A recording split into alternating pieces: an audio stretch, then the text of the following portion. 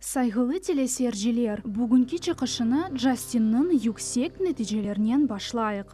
Джастин Бибер бірден 6 рекорд алды. Канадалы йыржи керчектен де бүтін әлемні айретте қалдырды. Гиннес Дүния рекордлар китабында бірден 6 рекордыны елде етті. Бұл ақта тәфсилатлы малуматларны Биберның мұхлеслері 2017 сенесі китапның муэреретінден білерлер. Бұндан да ғайры Бибер Бүйік Британияда сингл чарт хит паратында айны вақытта 3 біріншілікні қазанған еді. Музыка сасында муафақиятлерге үрішкенінден ғайры Джастин ичтимаи ағларда да популярлық қазанды.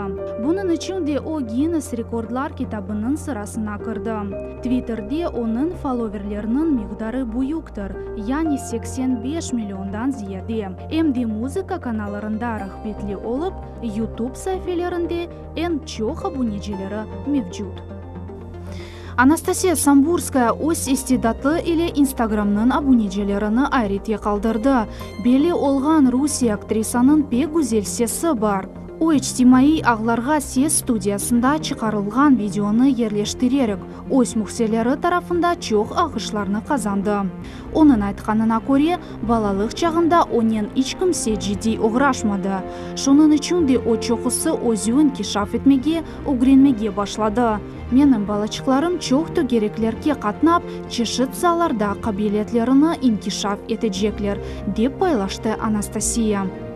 Халқымыз арасында белі олған чалғыжы Руслан Чырчыр ярымадамызның сәкенлеріні әп айретте қалдырмаға девам етмекте. О музыканы яқшы анлаған қорантада бұйырды.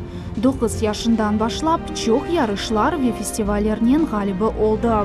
Руслан Бей Ташкентте доғып осты. Тек яқынларда қорантасы еле Қырымға көчіп келді. О Алмания, Чехословакия, Өзбекистан саналарында чықышта болынған.